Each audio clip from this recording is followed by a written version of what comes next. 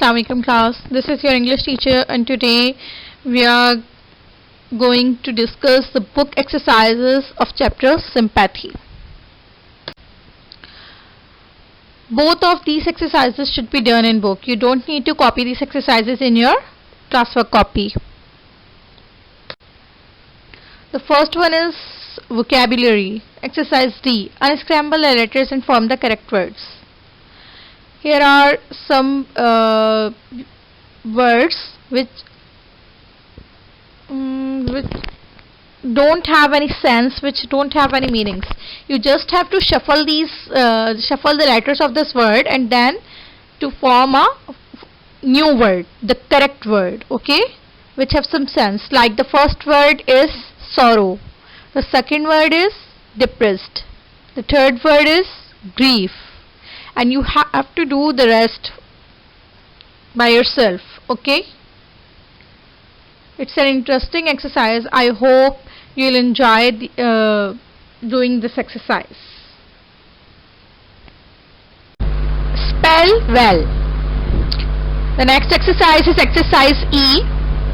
Form abstract noun from these adjectives by using ANCENS or ENCENS. Abstract noun are the nouns which are existing in your thoughts but not having any physical existence. Like from the word convenient to convenience, we have to use ENCENS to make the word convenience. Significance will be formed by using ANCENS and excellence will be formed by using ENCENS.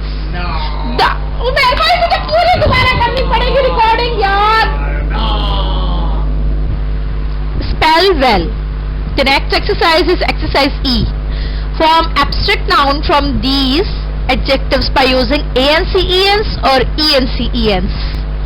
Abstract nouns are the nouns which are in your thoughts, which are existing in your thoughts but not having any physical existence. What you have to do is to make abstract noun from these nouns. Okay, the first word will be convenience by using ENCENS. You have to put ANCE or ENCENS which is suitable with the word. Like number 2 is significance.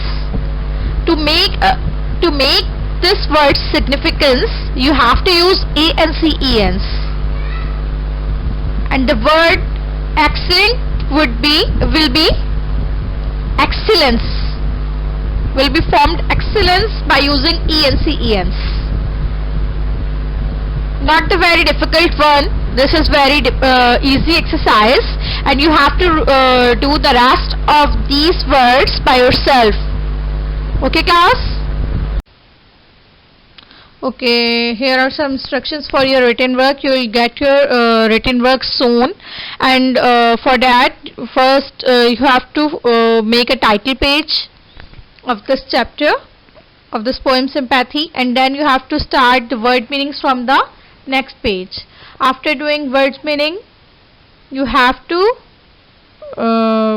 start reference to the context from the next page, and you have to do both of the references on the separate pages. After that, question answer should be written on the next page, should be started from the next page, and then central idea should also be started from the next page.